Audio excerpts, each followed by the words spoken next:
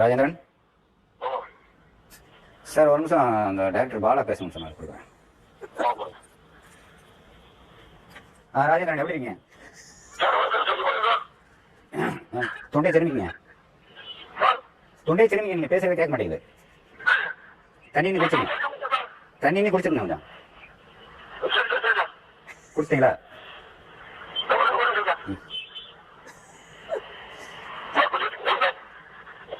இன்னும் கரகரன்னு கேக்குதே. சரி, எங்க இருக்கீங்க? ஏன் ஷூட்டிங் இல்லையா? எவ்வளவு தூரம் தள்ளி போகுது?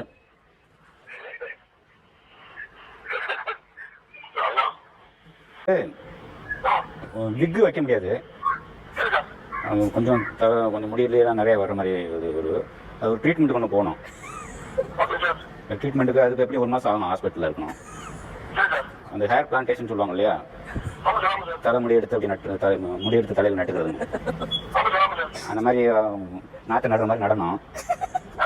அது 1 மாதம் ஆகும். பரவாயில்ல, ஒன்றும் ப்ராப்ளம் இல்லை. ஆனால் இங்கே பண்ண முடியாதான். இங்கே இந்தியாவில் அந்த ஃபெசிலிட்டி இல்லை இருக்கு.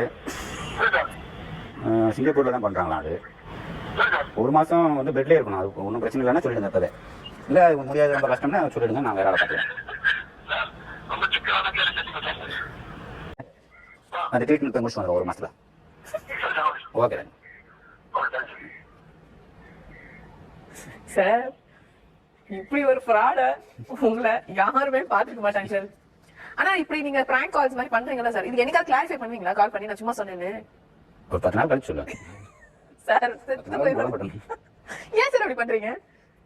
இந்த டைம் பாஸ் கூட இல்லைன்னா என்ன பண்றது? எப்படி சார் யாரை கூப்பிட்டாலும் உடனே நடிக்க வந்துடுறாங்க, எல்லாத்தையும் விட்டுட்டு வரேன்றாங்க. அதுவும் முடியல, நாத்து நட்டுட்டு வரேன்றதுக்கு ஒத்துக்கிறாங்க. மொட்டை அடினாலும் அடிக்கிறாங்க, தாடி வளர்க்கனாலும் வளர்க்குறாங்க, முடிய எவ்வளவு தூரம் போடணும்னாலும் வளர்க்குறாங்க.